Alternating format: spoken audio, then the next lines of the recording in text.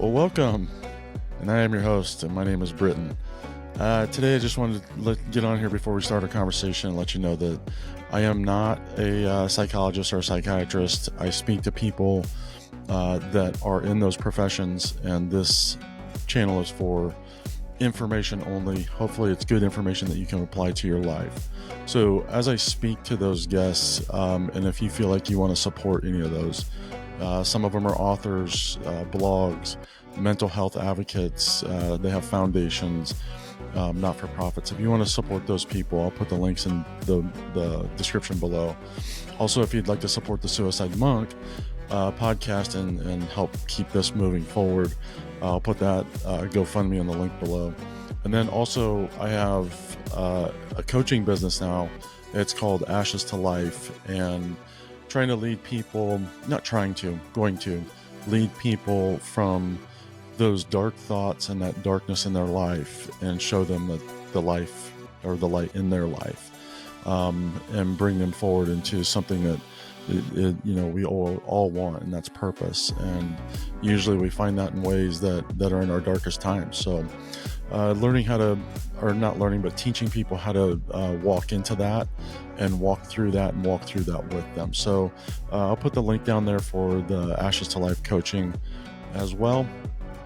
And then up next, we have a word from a friend. I use her products, and she's going to tell you a little bit about her business. Thanks. We'll see you on the good side. Peace. Also, I will put a link down below with her business information, and the link from that she gave me, I believe, is a discount code. So go ahead and click on that down below, and don't forget to like and subscribe. It helps us keep moving forward. And any prayers, lifting up, good vibes, we will take them. Thanks a lot. Again, we'll see you on the good side. Hi, I'm Scarlett Raven, and I am the head alchemist and founder of White Fox Medicinals, which is an all-organic, earth-based plant medicine remedy company where I make effect-based tinctures and topicals to help you feel healed, whole, and totally loved. I have stuff like the Repair Remedies salve that will take out inflammation and pain from your muscles and your body. Other things that actually boost your spiritual inner love, like the Wild Starseed Love Cream. When you put this on, you smell intense aromas of deep Aztec chocolate, which awakens this love inside of your heart. This is edible. You can use it as a body cream. I also have a whole line of tinctures. Some of them heal the nervous system. Some of them boost your body's ability to heal itself. So whatever you're seeking for whole physical balance, that's going to incorporate your body, your mind, your soul, and your spirit, then I have some beautiful healing offerings for you. So go check it out at whitefoxmedicinals.com, and I'm happy to get you all set up. Everything is relatable. Okay. I absolutely love this. I'm so envious of what you've done, what you've accomplished, and what you're doing. Like,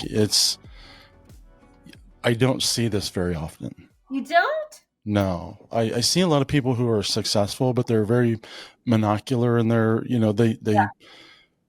this is a very artistic way to put together a journey that is really beautiful. It's that there's a lot of purpose behind this.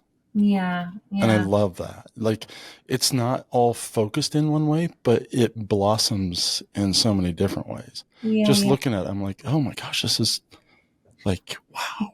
Well, I'm so glad you got that, because it's so hard when you have so many things. You're like, I don't know. I want to. Yeah, I'm glad you got it then, because it means I did a good job in explaining it, because it's so many things. You're like, no, this is incredible. Okay. So, Gina, welcome to the Suicide Monk.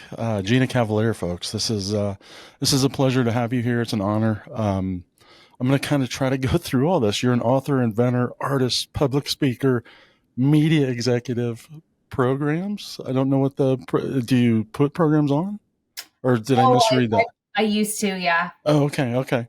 And then documentaries, mobile apps. You've been involved in a lot of these different things, but then you're doing a docu-series called Edge of Life, Yes. and it's surviving suicide ideation. This is a follow-up, or no? The book is a follow-up. You have a book. Hold on, let me try to work this out. This is amazing. So you have a book, Surviving Suicide Ideation, Yes. from therapy to spirituality and the lived experience, and you co-authored that with Dr. Amelia Kelly. yes, She's a trauma-informed therapist. Yes. wow, that's amazing. And it was published by the Swedenborg Foundation in Philadelphia. And where can it be found? Everywhere, Amazon, Okay, good. shops, anywhere you want. Yep. That's awesome. And then you have another book release coming out in this February. Actually, they moved it to December for the holidays, but that's Planet Walking, a handbook for the living, and that's just a solo author book. And that has already been released then? No, it's coming. No, they moved it to coming to next December. December, okay. Yeah. Well, we're not going to wait till that comes out to publish this episode. So, no. And then Planet Walking. That's it. That's the next book. That's the next book. Okay. And that's a handbook for the living. I love that. I know, love that. Funny. You know, I'm a huge film fan. I you know, film and TV kind of raised me because I was born in the 70s where parents just kind of would, you know, and it actually television and storylines infected, you know, educated me on like how to live life and so many things. So, that's why I went into the entertainment business because I was so passionate about film. And, you know, I love Tim Burton. If you see my artwork, you can see why I love Tim Burton. Oh, my favorite. He's my favorite. I love all that black and white artwork that I do is very Tim Burton-esque, maybe a little lighter. So I remember when Beetlejuice, the original movie, first came out. I just watched that. And they had the handbook for the recently deceased. And I think I was like 7, but I still remember saying, what about a handbook for the living? Right. So when O Books asked me if I had another book in me, and I said yes, and I said, oh, I'm going to call it a handbook for the living. And I just remembered that thought about that Tim Burton movie and said, and it's really just what I have kind of gathered that I had hoped that somebody could just hand to me and say, hey, put this on your nightstand and gloss over it whenever you want and pick what reads for you. You know, it's not a linear read, but it's like, you know, you open it, there's angels or soul contracts or how to connect to the earth or meditations. You know, you just open it and let it flow and let it come to you as it's needed. And so. I love that. You also are you're trying to get a short film.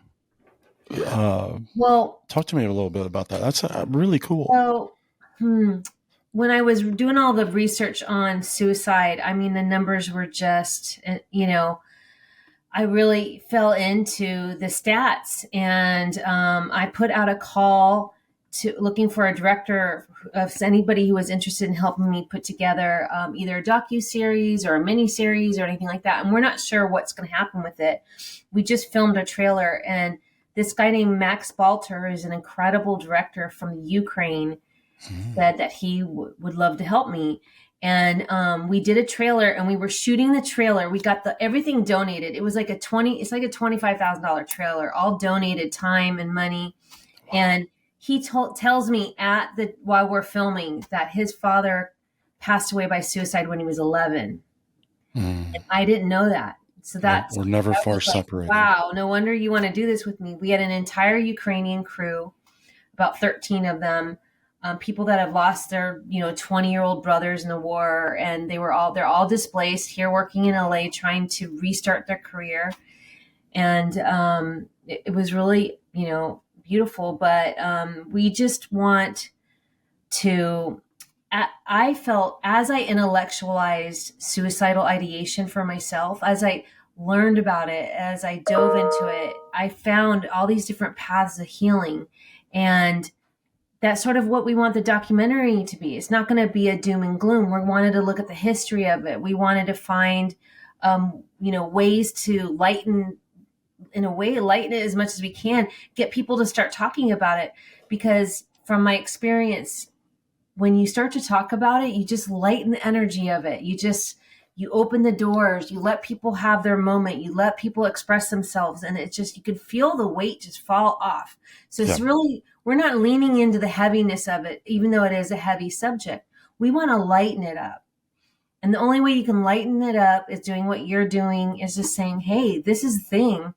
As you know, suicide's different than other depressions or mental health issues, because for the most part, it's not something that is 24/7 a whole year, right? It's something where a life event happens and you get thrown into the dark pit, and it's 911 all of a sudden, an emergency like. But that might only happen once or twice a year.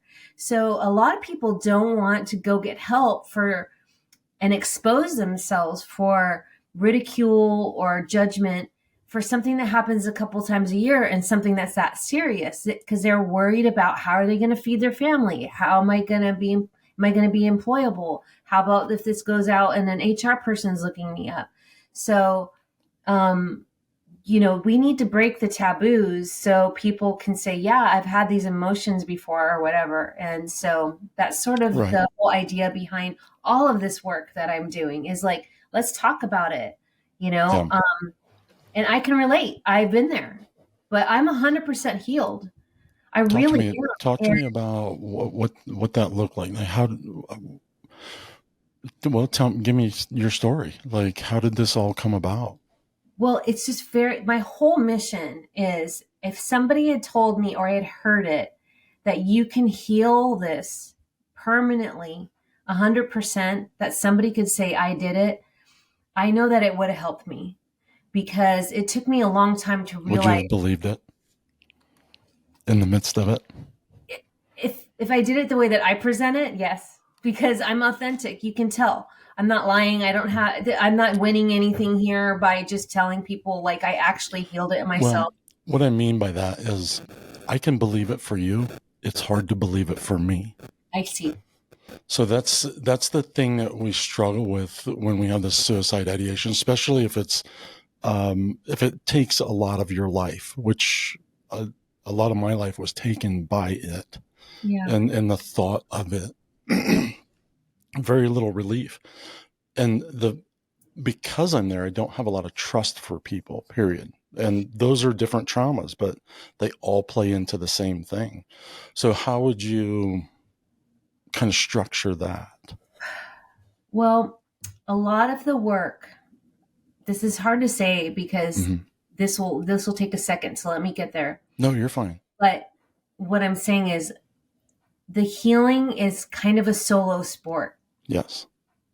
And when I say that, people get a little bit like, oh my gosh, like, I'm already lonely. I'm already doing this by myself. They start to, I don't want them to spin in that.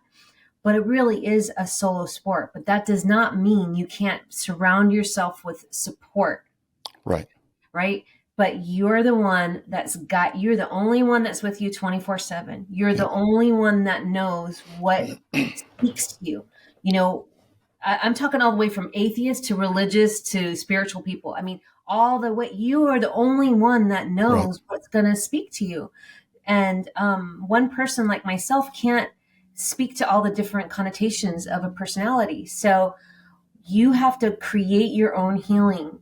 You have to do it like you're going to the Olympics. You have to manage it, that's what the book has in it, this suicidal ideation. It's, and that's why I wanted a trauma-informed therapist to write in there as well, because I wanted to give it some levity of a medical practitioner, because I'm just a girl who's healed this in myself, right? And I know that's beautiful. Like, that's so important. The medical side, though. So I invited her along on this journey, because some people have that scientifical mind, and they're like, oh, I want to hear what the doctor has to say, right? So we're trying to give them as much as we can. But curate your own healing, And there's a lot of ways now. There's sound healing, there's meditation, there's exercise, there's support groups, there's listening to podcasts, there's for me, I have a little bit of a PTSD. I have to put like sound in my background almost on all the time, like all through the night. Like I have ocean playing or meditation music playing constantly in my home, in my office. Sure. Yeah. Just it's a constant low hum, pause for me. Just things like that. That's what I'm saying. It's all the way from having doctor's appointments to having music in my room. All of it is specific and important and needed, like curating your own healing. So it's a maintenance that you automatically do now.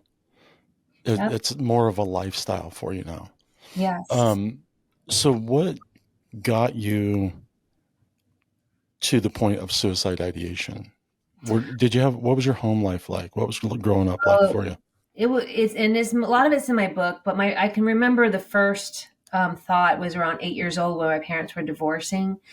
And I was very neglected, and I lived in an abusive household.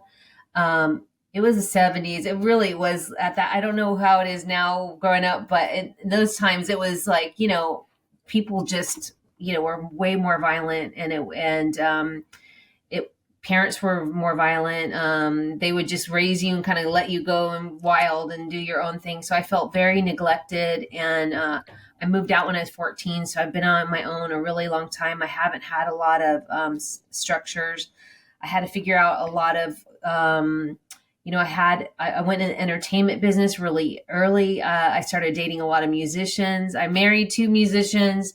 I was kind of and the reason why I'm talking about that is, I was around a lot of debauchery, a lot of alcohol, a lot of, so I got put into precarious situations. I had been raped, a lot of things that and what happened is that old wounds of a child feeling unsafe and unworthy of love, and going into my adulthood, I was dragging all that past with me, and it was informing my life, and basically starting to play a record in my head that I was unworthy of love, that I didn't belong anywhere.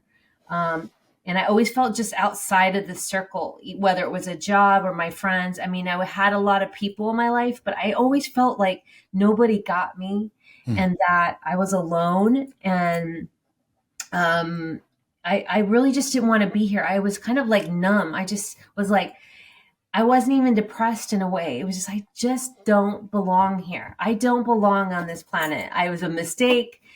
Take me back, send me home. I'm very empathic and compassionate and kind. But I was more compassionate to other people and to animals and to everyone else but myself. And I didn't know that. And when I realized I didn't have any self-love, but I loved my husband, I loved my friends, I loved my job, I loved my animal. I gave them everything, right?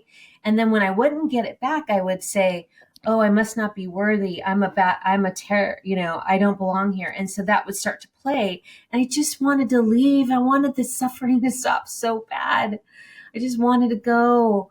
I was like, it's never going to work. And I just finally got to the point where I was like, dude, either do it or fix it.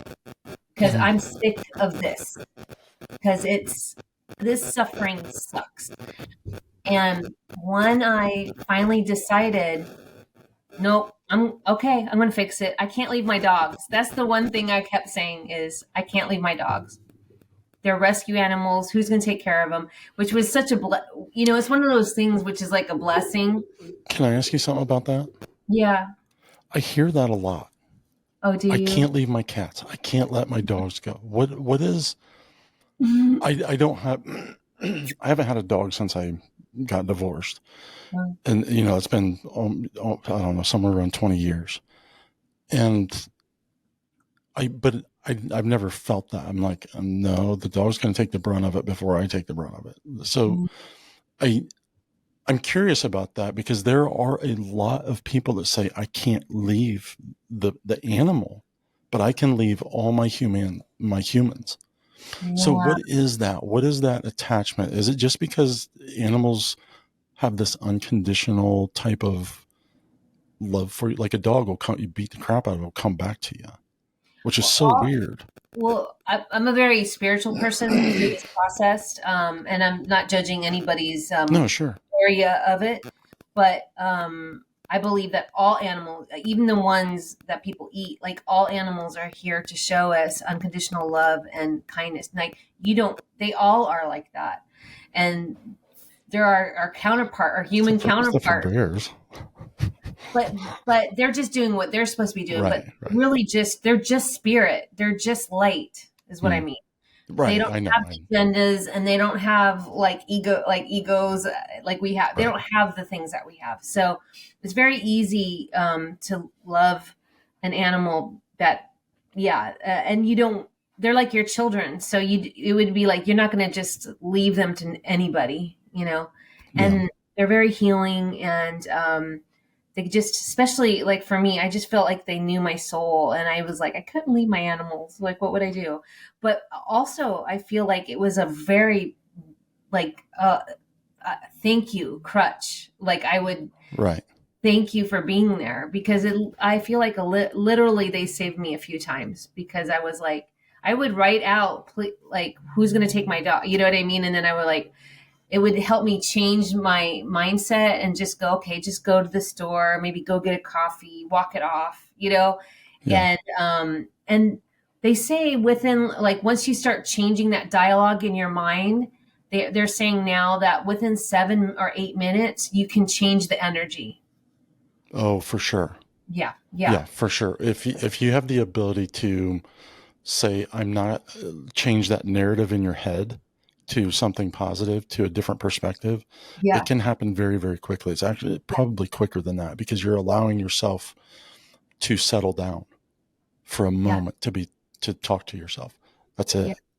And a lot of people feel disconnected from their being, right? Mm-hmm. So when you feel that numb, I would feel like a disconnection to all that is. That it would be like this physical self, and then my spiritual, or my essence, or my light, or my energy. I felt disconnected. I almost couldn't feel anything.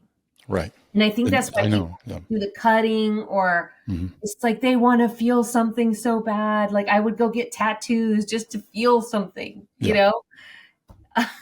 and that's what most, at least the ones that I've spoken with that do use cutting or self-harm for, that's what they're looking for. They just want to feel something. Yeah. That's it. It's like, I just want to feel, even if it's pain. Yeah. And even if it's dangerous, I just need to feel something, so I know I'm alive. Yep. But whatever you need, whatever your healing path is, you will start to. Was that you? I'm sorry. Yeah, I'm going to turn that off. Hold on. I forgot to close it. I get confused myself. I'm sorry. I'm like, is that what you? I don't know what's I'm sorry. Whatever your path is, it doesn't matter. So, like I said, music maybe was for me. Maybe walking is for you. It doesn't matter. Right. Whatever is for you. What happens though is the synapses start to reprogram. The light energy, the lifting energy, and the connection. You start to feel yourself again, and then you go towards self-love. So if you start to do self-love, and you switch. You want to protect this body more than anything in the entire world. When you start to healing, yes. And now I'm like I protect myself. It's the same reason why somebody's like, I watch out who's coming to my front door. I'm not just going to open it to anybody, some strangers, because I care about myself now. When you don't care about yourself, that's when you go into doing drugs, or you do things nefarious because you don't care. But when you start to love yourself, you eat, you have like I eat better, because I want to put good food in this thing now. You know what I mean? It's really interesting how that self-love really, in a way, it's like, I even want to marry myself. I mean, I laugh at it, because I tell people I actually love myself now. I did not know I didn't love myself. And that's what hurt I felt bad for me. I was like, oh my gosh, Gina, you didn't love yourself. You're so kind and giving and you didn't love yourself. Like, and so now that's why I said I healed it, because as soon as any kind of that thing comes into me, I said, how is this helping me? How is this making me feel better? Do you want to step into that energy today?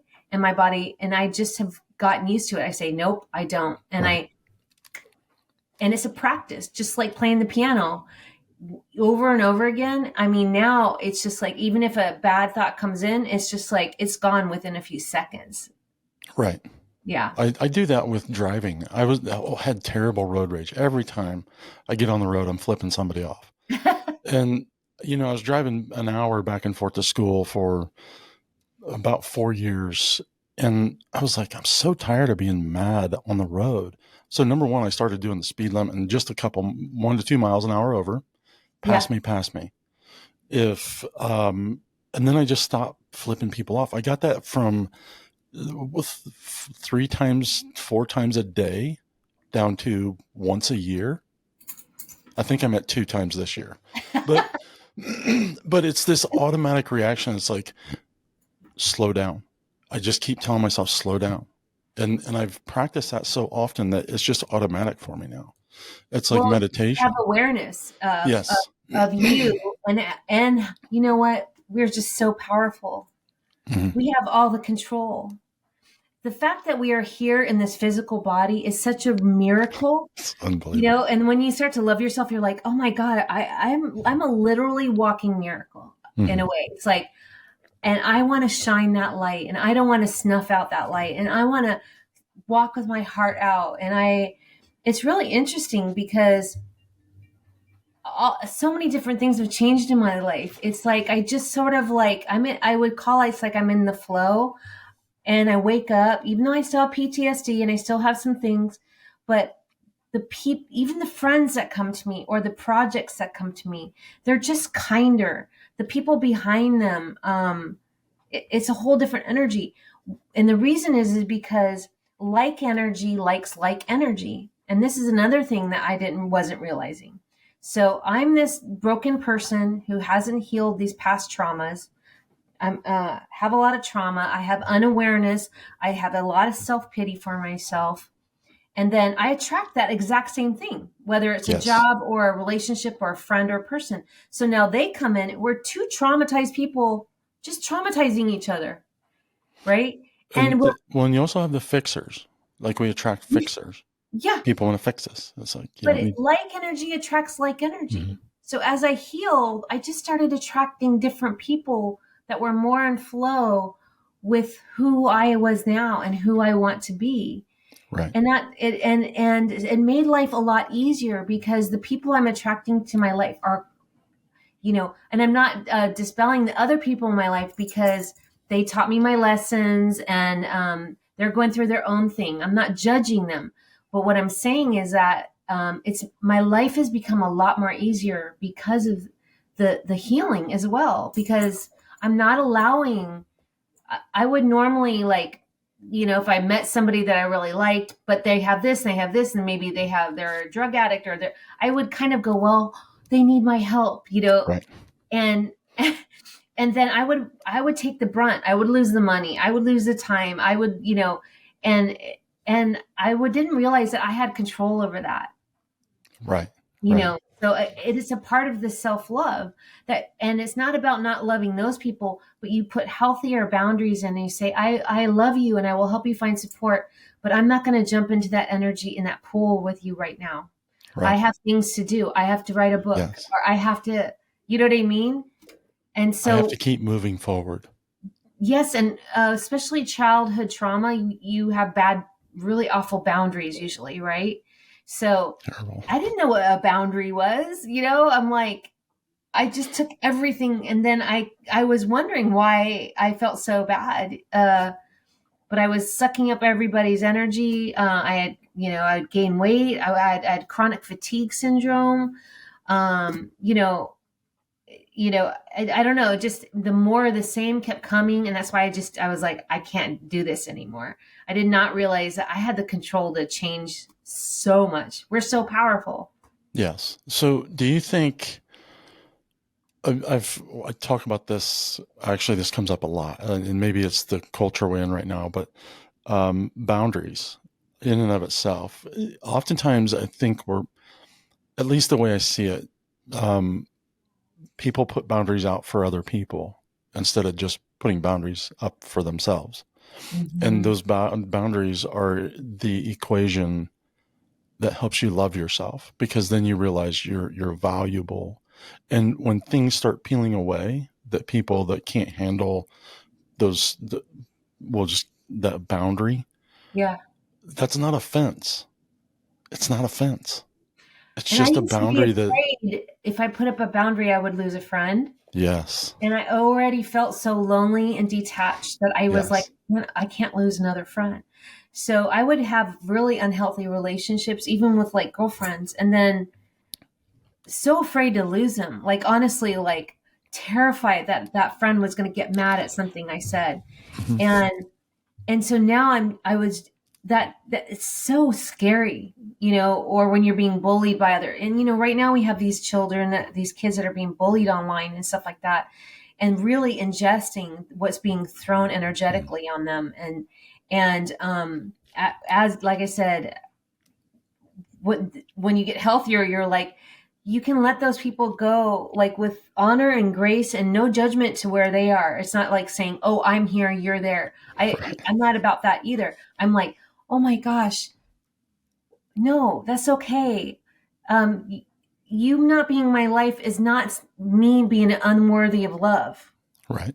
That's a huge thing to learn. And it doesn't make them a And bad it doesn't mean person. I'm a bad person. And it doesn't mean, and I even would exit saying, I'm sorry if I did anything to hurt you. Like, I'm also learning what kind of human I am and what I can do. But I'm sorry if I'm hurting your feelings. But like, I'm gonna bow out of this, and wishing you well. And yeah, it hurts for a minute, but it's like, and then you get that strength, and you're like, Yeah, I'm not.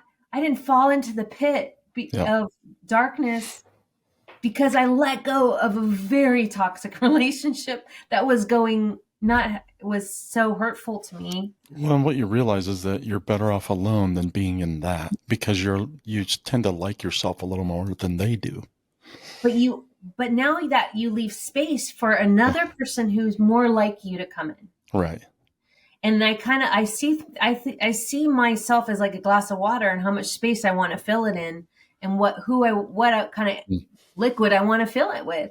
Yeah. So if I let that person's energy go, that's not really wasn't really working, and you could feel it. You go out to like lunch or dinner and you're like, oh my gosh, I can't handle this no more. They're just, constantly talking about something that's so negative, and they want you to jump in, and misery loves company is so true, Right. Yeah. and then they're like, why aren't you agreeing with me? And you're like, I'm just not there right now. Like, I want to create. I want to inspire other people. I'm sorry. I just don't want to go into the trenches with on this Right. right now. It's not Yeah. helping anybody. And then they have their issues with that, which are usually like resistance and resentments and their judgments. But I can bow out like gracefully with love and just say, not today. And then all of a sudden you'll be in the coffee shop, and then you just catch someone's eyes, and all of a sudden you meet a best friend that's really on your level at where you are right now. Yeah. But you can't do that when you're in the pit of negative self-talk.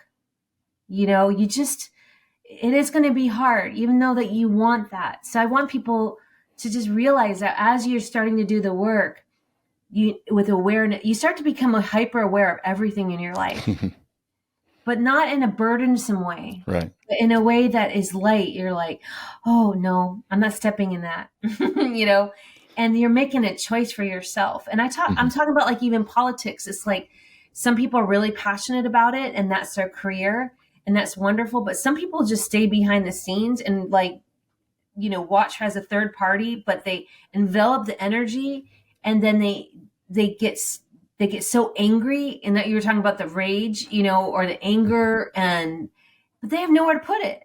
Right. And so now they're just walking around holding that, and that's, but so we just have so much power to pick and choose. We do. And it's hard to figure out on your own.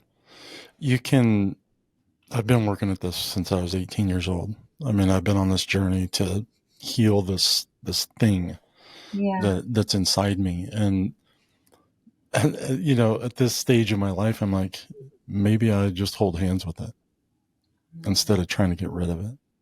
It's like it took me a long time to figure that out. It took me a long time and I'm still not there, but now I understand what I need to do. And holding hands with, well, the darkness tends to give it less power. Okay, I'll tell you what. So I had this event, and I have a old friend. He's a kind of macabre artist, right? Like he has kind of a darker sense of humor. Okay. He brought this other guy with him who was very wealthy. And I want to say it's because it's not about having money or not having money, and I like to use that distinction because it's like some people think money will fix everything, right? So this guy, he started like one of the marijuana businesses here in California, and he's like a multi-gazillionaire, like top 5, right? Talk about like dripping jewelry, if he wants it. He came with a model, but very sweet guy, right? So they're friends. They come to my event, I'm speaking, and they're just really into it. And then they start to speak. And my friend called me that night or the next day. He was like, "You literally saved my life today. I was planning on leaving this world that morning, and something kept telling me, just go to Gina's event, just go to Gina's event, just go to Gina's event." So he comes to the event with his friend and just asks his friend to come. He did not know that his friend was feeling the same way. Right. And they're both these like masculine artist men that are really successful. And he said it's now they almost make it, there's now that they both know that they have this thing inside of them that perks up once in a while, they actually are support like that, like you would get like a sponsor, an AA or something, and they support each other, and they call each other anytime they're feeling that way with no judgment. And they make like a crazy joke. So the guy will call him and say, "How are you going to do it?" He's like, "I'm thinking about jumping in the wood chipper." And the guy laughs and he goes, "Okay, well, why don't you?" And I know that sounds kind of like, no, it's actually not, but they make a joke out of it. And he said, "Gina," he goes, "we make it kind of a joke and it's our thing. I'm not saying that work for other people, but he goes, it's gone because we just laugh at it and just, we realize the ridiculousness of it in a way. And that, no, we can't leave, that doesn't solve anything. And I would never have known that if I didn't go to your event." And that was like the biggest compliment in my life. And these are two friends. Right. But It's because men especially are not told that they can have these expressions or conversations with each other. So they never even talk to each other about it. I talk to so many women as well, and it is no less burdensome for them. They don't have the freedom. Their friends get sick of it. The friends just get sick of it because women do express it maybe a little more.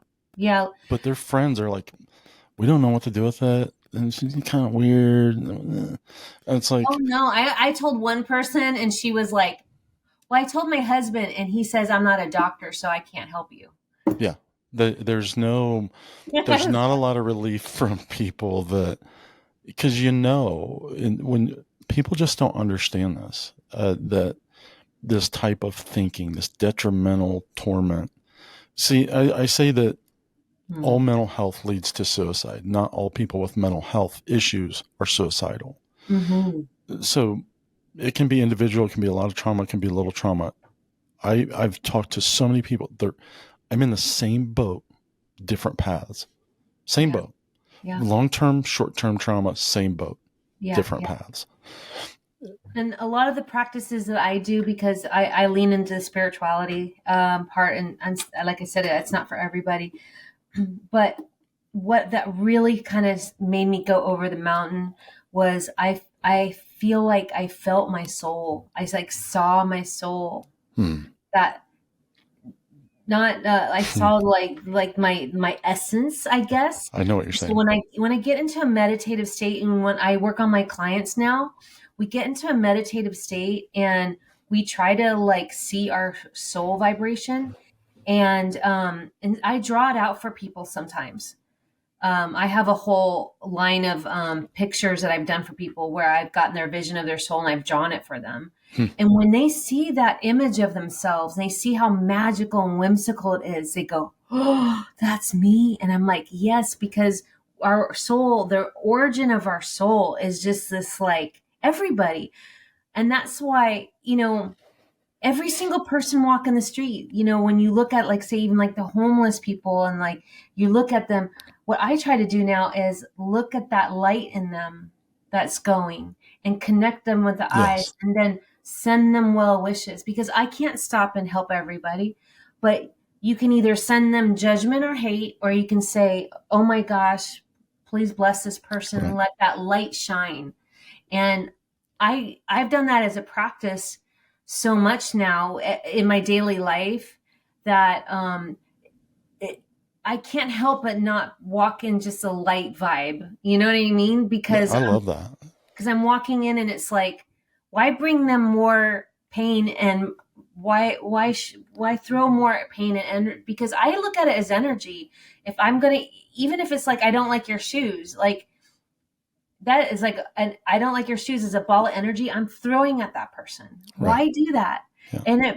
And it's not good for me. So I've really practiced to be like as much as possible. And it's hard because I think, and I had my own podcast, I had a lot of doctors on my show, and they're saying that humans are just kind of low level programmed to actually live in the past and to kind of ruminate on things. Like we're kind of, it's in our synapses.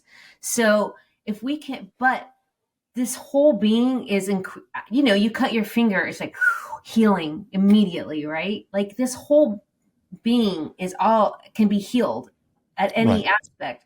So it's like we can actually kind of retrain that through any kind of practice. And that's why it's like this non-judgmental practice of self and others, like will start to lead you down a lighter life. It will. At least that's my experience. Yeah. For me, I was very, very judgmental. I've been very judgmental my whole life. And it's, a lot of times it's hard to admit, but if I look back, I'm like, oh yeah, I mean, it's not hard to see.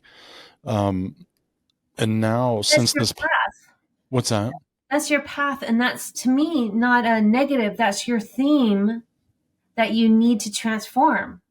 Yeah, it's part of it. Yeah, for sure. And it's like, oh, I need to transform that. So instead of like, and that's when I'm saying when you make a path to your healing, it's like, mine was self-pity. Yours is just, neither of them are any good or worse than each other. They're both not great things for you to do to yourself. Well, mine's shame actually, but everything's encompassed by my shame. So even my rage, judgment, criticism, like that, it has an energy to it. Oh yeah. And it's heavy. Yeah. I never knew I was so ashamed of myself until the other day. It's not a bad thing. I mean, it's a really good thing. I know, but I know what it's like. But I realized that's where it's not where my rage comes from, but it snowballs my rage. And I know where my rage comes from now, and it's encompassed with all of that. But the thing that really changed my view of people and judgment was this podcast.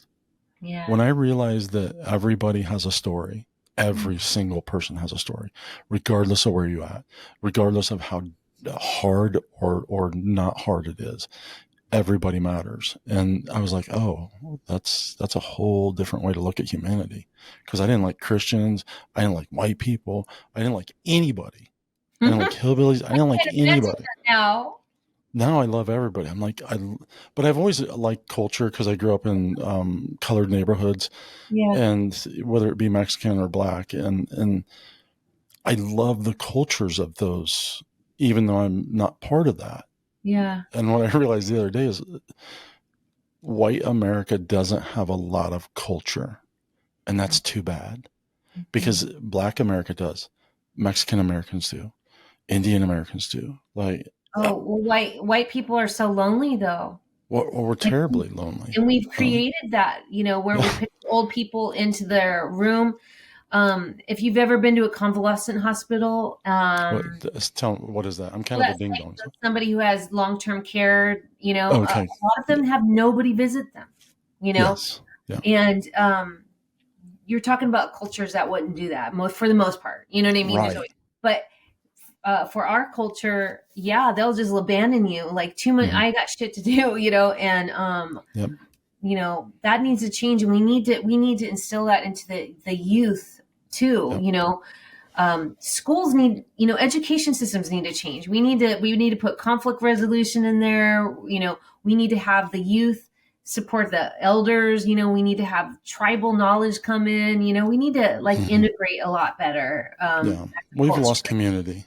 We've really lost community in this country, and it's a shame, because that's where a lot of, like, if somebody's hurting, somebody knows about that in the family, the normal family unit, or the older family unit.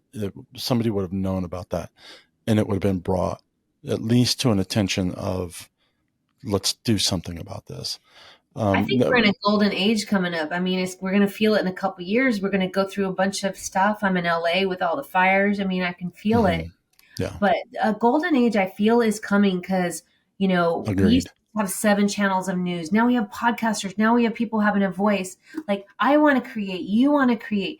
Creation is inspiration. It's like makes us want to thrive and live, and before it was like only that group of people can do it, or only that network can do it. And it's like we're realizing we all have it at our fingertips now. And that's what I love about what's happening, that so many people are having voices, and that we are building a community with that now. This is building a community and support. So, we didn't have that a couple years ago that much, right. And it's almost like a McDonald's menu, though. There's so much that we don't know what to pick. And so many people get stifled by, what is my purpose? So what would you say to that? I know how I tripped into mine. Okay. Yeah. I fell into it on accident, and I discovered something beautiful about who I am. Yeah. I wouldn't call it an accident at all, but okay. Well, trust me, I've been looking I'm like, what's my purpose? I don't have any purpose. I don't belong here. I've never belonged here. Why don't I just go? And that's not true. As I started to enter into the reality of who I truly am, part of that was saying, screw you, world. I'm done not being able to talk about this. Yeah. And then that has snowballed into, now my walls are broken down, and I have a profound love for myself. Yep. That still gets attacked by this old reactive behavior. Yes. And so that is the next stage of Britain getting better and healing and moving farther away from that suicide ideology. Yeah. My next book has exactly how to find your theme and gifts in life. But I call it themes and gifts. And so, for example, I always wanted to write. But I didn't really have a lot of education, and like I said, I took care of myself. So I would try to go back to college, but I never got a lot of formal education. And so that always made me feel like, oh, I'm uneducated. Like I won't be able to become a writer. And in the beginning, my writing wasn't that great, and so I would send out things and people would say, maybe you shouldn't think about something else. Right. And I would stop writing for a long time. And then, as I started doing the healing, I just started to say, but I like it. I want to get better at it, and I want to practice it. And I still feel like I want to do this. So as I started to learn, I started to realize what I found out is being a site. I'm a cipher, which is I'm a person who's meant to take collective energy and put it on paper. I realized that through the healing process, and I have a thing in the book, and it teaches you how to find that. And that's great. That's why I kept going back to it. But only you know your patterns. And then I would go, why I keep going back to wanting to write, so there's got to be something there, because the way that you do it is you say, what excites me the most? And you write it down, and you're like art, dancing, singing, math, like whatever it is. And then you keep going back to that and you're going, okay, there's something here. I like something in it. So then you might try one way and go, oh, I didn't like that, but I liked this part of it. So you start to refine what makes you fly out of bed.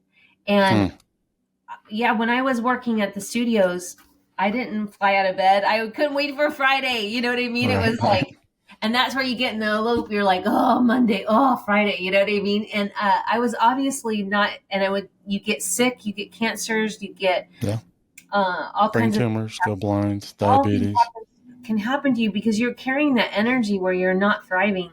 And I do get to jump out of bed every day now because I get to talk to neat people like you. I get to interact with people who, well, ask, but I write, my last book I wrote in 7 weeks, 70,000 words. And it was just like, 10,000 words a week. I just sat there like this. And you know how many people told me I would never get published? Ever. Hundreds. I told, like, agents would call me and say, Gina, you're a shit writer. Go do something else. Yeah. And I would be like, oh man. And I literally would believe them. I would believe them. You obviously didn't. And then finally, but I like it. So I'm going to keep trying. And the thing is that it just took a lot of practice to get better. But because I loved it, I wanted to get better. Yep. And all of a sudden I could see my writing progress. And I'm like, oh, wow, that's really good. Oh my gosh. Like I read my old stuff and I'm like, oh, but I'm not embarrassed really, but it's like, okay, I can see where I've progressed. But that's like all things, playing piano, being a baseball player. So it's like, none of it's easy, but it was worth the pain, like to get through the hard stuff to become good at it. Yeah. But it takes work. It just takes work. It really does. It's not going to come overnight. It doesn't. Like I thought I was going to be the drunken high Joe Rogan of the suicide community. and and having a party until I died. And now I'm like, this is really important. This is not just going to raise money for one person. This is information for a lot of people that struggle this way. Yeah. And so as I'm refining myself, I'm refining even this and becoming more professional. And you're going to keep changing. Yeah, even my language and everything. It's like this is how I want to represent myself to myself in the world. Because if I look at me, I want to say, yeah, I'd listen to that guy. Yeah, that's it. And that's what you were saying earlier. I would marry myself. I'm not quite there. I don't know that I like myself that much. I'm like, you're kind of an a-hole a lot of times. So. Like, I don't think I want to marry you yet, but you'll get there. Right. Well, I love that you've focused this really difficult thing in your life, and it blossomed into a passion. Yeah. And we oftentimes don't see the thing that is trying to kill us might actually be our best adversary. Yes. Because if it doesn't kill us, it's going to push us towards healing. Well, I had this vision where kind of after I wrote that first book, where I literally was standing on top of this mountain, and it really, that's why the documentary is called From the Edge of Life. It's like, I felt like I was on the edge. Like you're either going to go over and let go and just fall down, or you're going to fly. And I literally had this, when this book was done, I lost pretty much all my money while I was writing this book. I had a boyfriend that stole all my stuff, threw away all my photo albums. I was in the middle of like the most chaos breakup while I wrote this book. And I didn't fall back into those old things. I literally had a vision of me walking up to the edge of the top of the mountain and just sprouting wings and flying down. You know what I mean? It was like, I took an axe and I was like, nope.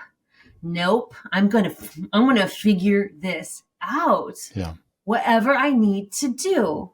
Is it therapy? Is it support groups? Is it walking? Is it exercise? Is it yoga? Is it music? Is it sound healing? Is it massages? Is it going to work at the animal sanctuary, which I did, is like I would go to the animal sanctuary when I was suicidal, because I knew looking at another being that was so vulnerable and that I could contribute instantly to that being's life. Like I knew for me that would transform my energy that day, because I go, okay, but I knew that. So you really have to like go to the Olympics for yourself, like write down every little thing that speaks to you.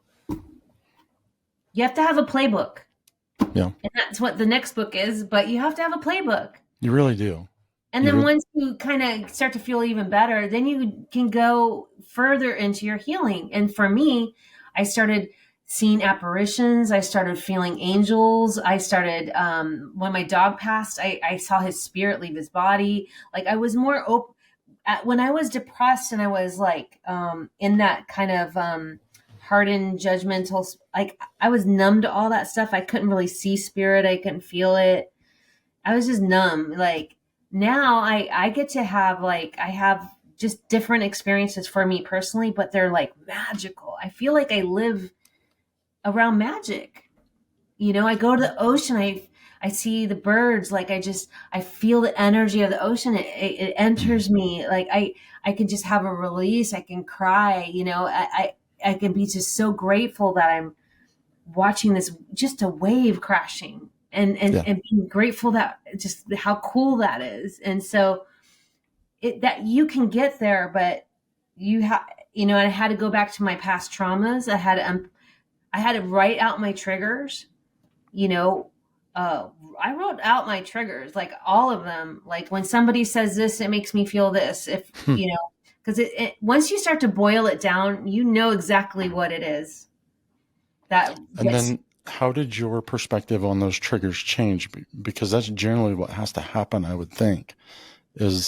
One of my triggers was my education. I used to feel really like an uneducated person, and I was always in business. And so if somebody would like at work would almost kind of treat me like you know what I mean, like I was uneducated, I would start to spin, because it's like, well, when am I going to go back to college right now? And I would start to say that like I'm dumb. I had people tell me I was dumb and things like that, or because especially in my younger years, I was like, I'm just very silly, as you could. I mean, I'm obviously very smart, but I'm also very silly. And so people would be like, oh, you're just a dumb blonde. People used to say all the time, and they want to always constantly put me in that category of a blonde bimbo, honestly. And I was like, but I have a lot of substance. And they're like, yeah, right. And so, and I would just be like, feel unheard or unseen. And sure. What am I going to do? Change my color or like my hair color,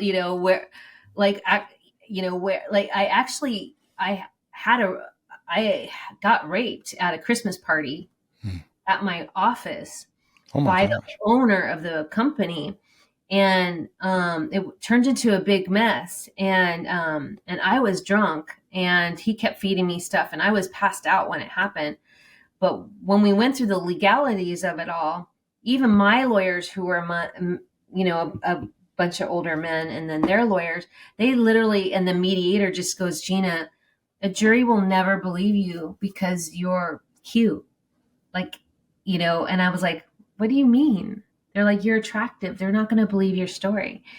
And so I gave up on that litigation because nobody believed me, really. Like, and that's what they told me. But so I just kind of gave up. And then I just said, well, I guess I don't have this. I can't, how am I going to heal this tragic thing that happened to me? Because of course, then I lost my job, and and I got blackballed for a while. Everybody in the industry knew, and nobody would hire me for a long time. And it all went back to, they basically was saying I deserved it, because I was being flirty or something. And that happens a lot. But that was some of the most suicidal times of my life. Lost my job, lost my husband, you know what I mean? Like my boss just raped me, nobody believed me. But I fought my way out of that. And, but I'm just saying everybody, you don't know what's going on with people and their story, and whether it's, there's so many, How can we talk about this a little bit and how you navigated out of this? Because this is so profound for women in general. It was terrible. Mm-hmm. Yeah. Tell me how you Sorry. Yeah. Sorry, I triggered. I don't know how I got through those times. There were days where I would just lay in bed and literally look at the tree and think about what I could do just to end all the suffering. I mean, I wanted to go so bad. My first husband, he was in a band. He's in this band called Flogging Molly. They're like an Irish. You didn't know that. Yeah. So the singer Dave was my husband. I love Flogging. I know. I love them too, actually. But I was with him, from the very beginning, and we were very close. And all of a sudden, he just started being different when he came home, and I knew he was losing affection for me. And then one day he just came home and said he was leaving, and he was having an affair with a girl in the band. And this is 20 years later. I still love and miss him. It's really crazy. But I miss his essence as a friend. You know what I mean? It's like, I'm not longing for the relationship, but right. Anyways, so he left, and this is a big part of the suicidal thing right now that I want to share with somebody. And this also, I had an identity being his wife, sure. Right? Yeah. Like, I was Dave King's wife, and I was like in charge of all the wives in the band, basically, I would set up all the events, and it was like, and when he came home and left me, my identity was instantly gone. Mm-hmm. He's a rock star. And like a lot of my friends, like if they went his way, like almost everybody went his way, Yep. And again, I feel like I'm outside this circle. I feel like I don't belong anywhere. I was just completely abandoned and thrown to the side. And that it just, the suicide was just like, I wanted to go, just like it to keep me there. And then I had this job, and then literally within like 6 months, the rape happened. 6 months after this happened. So it was one on top of the other. And I literally was, I wanted to leave. And that's why I talk about, like, I understand the suicidal ideation. Like, that year, it was like, I did not want to be here. I would, honestly, like, I was in the pit. I call it like the tar pit. I was in the tar pit of darkness, could not feel myself anymore. I was losing it. I was on my way out. I was on my way out. If I wasn't so scared to do the actual act, I would have been gone, It's only a matter of time before you get enough torment and the act is irrelevant. It's going to happen.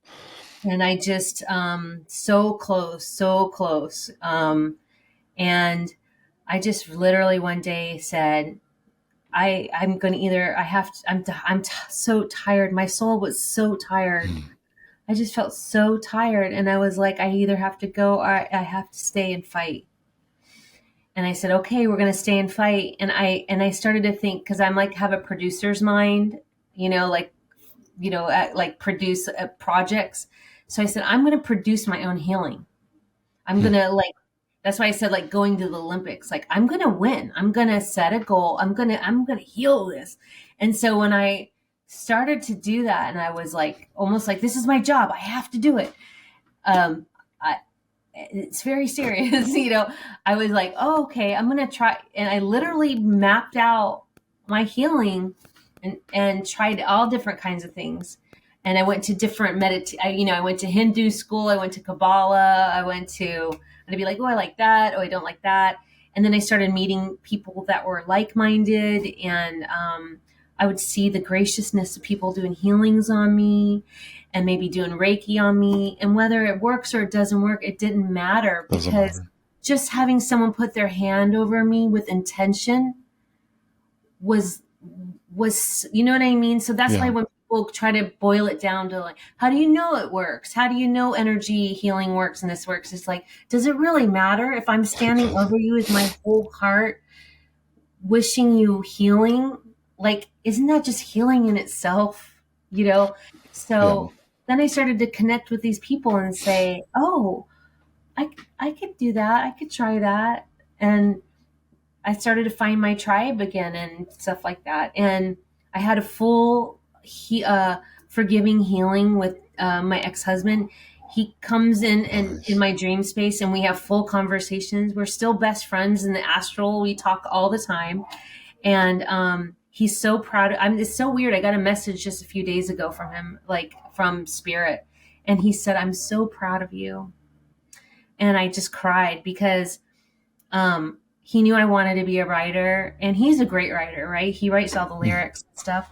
And I used to be so enamored by him because I'd be like, oh my gosh, he's so good at writing lyrics. And how am I ever going to be this like amazing writer in a way? You know what I mean? Like almost Right. comparison. But it's not, you can't compare that kind of stuff. But just to hear the words, I'm proud of you, from him energetically, and that we'll always be there, you know, we'll always have like this essence together and this thing. It really felt great. So That's awesome. yeah. I love that.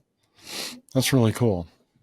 I have pictures of him and I in my next book, and a little bit of a history of that, because it was such a pinpoint of the pain and Yeah, it's those pinnacle times that happen in there that, yeah, you know, it was part of that. And it's profound because you start putting the puzzle together, and that puzzle actually forms this actually really beautiful picture because to of, go back to that one thing I want to hit home one more Sure. time, because it's in the second book and not as much the first. But what happened is my identity was changing, and I didn't want it to. Hmm. But it was going. I mean, it had changed. There was no way to stop it. When you decided to say enough is enough, either fix it or No, die. I'm talking about like if we lose our job, or if we go through a divorce, or we go through a breakup, or not feeling part of a clique in school or something like that, or you know, what's happening is our identity is changing and we don't like it. Our ego Right. doesn't like it. Yeah. And so it feels like a part of us is dying, but what is actually dying is just a part of identity that's no longer serving us anymore. Right. Yes. And I didn't want to lose the identity of being his wife. Yeah. And so I wanted to hold on to it, like, come back. I still want this thing, but it was gone. Yep. And so I felt out of control, and that identity was leaving. It was gone. I wasn't going to get it back. So I had to accept the new identity and realize that it was actually for my highest good, because I would never have written these books. I would have never been proud of myself. I would have never felt like I accomplished anything. So he needed to go do what he needed to do. But in that process, I learned how strong I am, all my gifts, I learned, you know, I enveloped them. I became the person I am today because he left me. Yeah. Because if he didn't, I probably would have been, you know, a drunk. I mean, or something, you know, we drank way too much, you know what I mean? Or, you know, I would have stayed in that space, and I probably would not have soared on my own. Yep. Yeah. Yeah. And that's the thing that, again, going back to, you can only do it. And you're the only one that can do this. You can surround yourself, but it's these events that really shape and form us into these beautiful human beings and push us into our purpose. When we start saying no to all the crap that's coming in our life that we're allowing and stop it, Yeah. it leaves so much more room for the thing that is naturally supposed to be us to blossom and bloom. And as you heal, you're not you're going to be able to vibrate healing around you. It's going to be Everywhere. inevitable. Yeah. And the one thing I always go back to is like, we have to start thinking about the children. Yeah. And if I was to say, if I need a reason to heal for the kids of today, because they're being bullied and they don't know, they don't have conflict resolution skills. Like, they're checking out younger and younger and younger. I mean, 10 years old, 8 years old. 9, 7. So we That's have bad. to heal ourselves. Like, what I'm saying is, if you need to find something else other than yourself, because sometimes you do, Right. think about the children in your neighborhood, knowing you don't want them to think that that's a way to get out of a problem. That was my representation. So you need that. Whatever, that's what I'm saying, whatever it takes, because some people might take that and run with it and said, oh, I don't want people in my neighborhood to think that's a way, these kids, that's a way to relieve suffering. Okay, I'm going to fix this. Yeah. Whatever reason you need, find it and embrace it and go for it. Yeah. And I mean, getting out of that mentality of this happened to me, this is happening to me, instead of saying this is just life. And I'm, those navigation skills, you want to know how to beat this, learn how to navigate really difficult things and learn how to be calm in those things. And it is hard. It is hard, but it's more than possible. I had no idea I was this strong. Right. I didn't see myself as that. I saw myself as weak. I saw myself as broken. Yeah. Yeah. Shattered. Yeah, I didn't think I'd ever be this proud of myself, or I didn't think I signed 2 book deals last year. I'm like, you know what I mean? Like, I can't believe it. Like, whether they sell or they don't, it doesn't matter. It doesn't matter. I did it. I signed the thing. I put it out in the world, and it will always just live there. And a part of my essence is in the entire world. And for me, now I can just build and continue achieving and like limitless. I feel like my life is limitless. Yes. I can curate the relationships I want.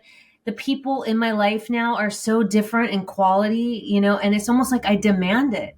I demand that they have awareness, that they know how to have a conversation, that if I said something that upset them, that they say, hey, Gina, I need to talk to you. I didn't like the way that you addressed that. Okay, let's talk about it. Right.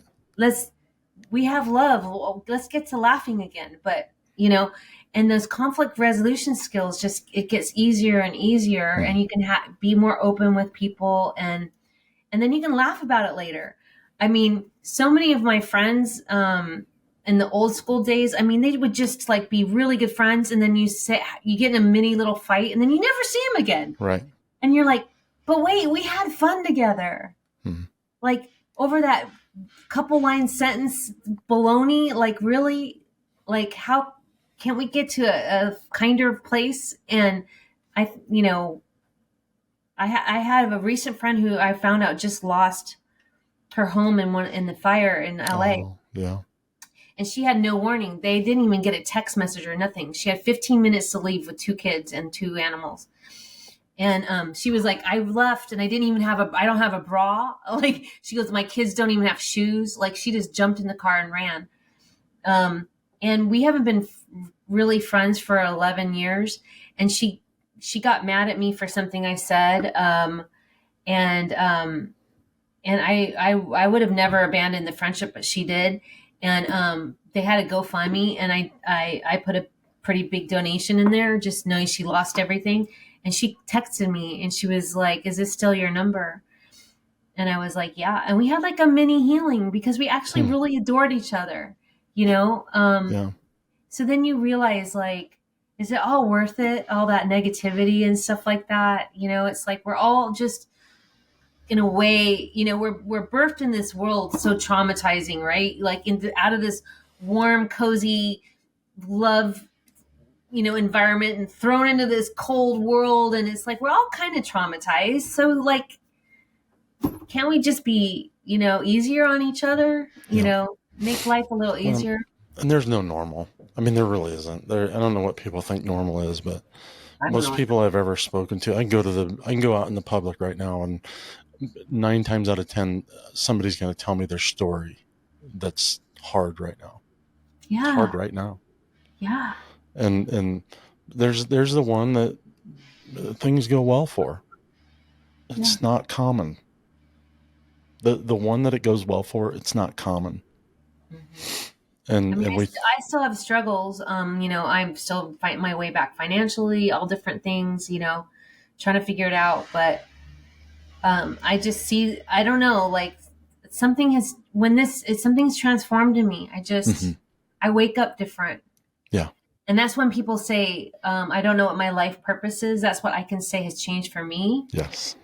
And when that happens, you do roll out of bed differently. You do. That's all I can say is like, it's different than when I had that 9-to-5 job. I did not roll out of bed, you know, and I was miserable. I wasn't where I'm supposed to be. And I was trying to pretend because I was working at a studio, and I thought that, I worked at Warner Brothers, Disney. I worked for projects with Netflix, and yeah, you got some Harry Potter under your belt here, don't you? Yeah, I worked on a lot of that. I worked on 300 films, so I worked on a lot. And honestly, because I was unhealed, like being in those corporate environments where there was a lot of bullying and hierarchy, like it was actually not good for me. Sure.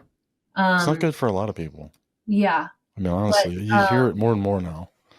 Yeah, that's why people want to be entrepreneurs. They love doing their passion. Yeah. But I have a 5-book series coming out that I'm selling. I'm looking for an agent for right now. And it's a fictional series. It's like a Harry Potter. I co-authored it with someone. The first book is already done. Oh, nice. So I'm looking for a literary agent, and we designed it to do a movie. So is that Thomas and the Mystery School? Thomas Fine and the Mystery School? Yeah. So I'm looking for an agent right now. I have a 75-page proposal that's done, and I'm starting to talk to agents. And like I said, I love writing. I love creating stories. I love adding color where I can. I'm going for it. I'm going to do my documentary. I'm building some ecological products. I have designers working on some ideas I have. I have an app designed for health and wellness that I'm trying to raise some money for. And I just like keep creating, and then I let it bumble up to the surface. They never die. Nothing's ever a failure is what I mean. It's like, right. They're all going to have their time. And even if I had to leave this world right now, I maybe started it, I'm okay with that. Exactly. It's like Tesla, like he added these beautiful things to the world, and he still is contributing to things. And I kind of just want to be like that, I guess. The inventor, not the car, right? Yeah. Yeah. I know. I love him. Like I get inspired by people like that. Yes. Yeah. Well, that's why I was so excited to talk to you. You're on a freight train to create. And I love that. And you don't generally get that out of suicide ideation. I know, right? Everything's generally stifled and pushed aside and pushed down. Mm-hmm. So that's why I'm like, wow. This is awesome. I'm living with my heart open, like my chest up. So there's a practice I teach that it's a meditation, and it's called it's about finding your seniority. People are like, what is that word? It's like when I do the guided meditation, I literally I start real soft, right? And then I start really strong, like getting into your power. You know what I mean? Like finding out how brilliant you are. And like when you get into that space, you want to dream. Like it's like the magic turns on, and you start to see things from a whole different perspective. I'll kind of tell you one more quick little story because it's just telling me to this energetically, but it's like flowers are so magical, right? Mm-hmm. But flowers know they have a purpose. They have an essence too, right? And what a flower will do is when it will like look for the sun or look to get water, or it will bury some roots to try to get more water or try to find better soil. And then when it realizes it's not going to live or survive, it pushes out all of the seeds from the center of it to throw it onto the ground so life can begin again. So even a flower knows the circle of life, right? Right. And that it has a purpose. Yep. And when you see a small thing like that have that much purpose, just think what kind of purpose we really have. Yeah. If a small little flower can think about its thinking, like just instinctually, all that stuff, what are we made out of? Right. A lot. Yeah. Consciousness is the separation between us and the rest of the kingdom, but it's not that the animals don't have feelings, or we have a creative consciousness that they don't necessarily have. And it can go into any form that you want. So if you are, and you have to figure out what your service is, right? So my service is pretty clear now. I'm a creative energy, and I'm supposed to birth things into the world. And sometimes people are supposed to come in and take them for me, right?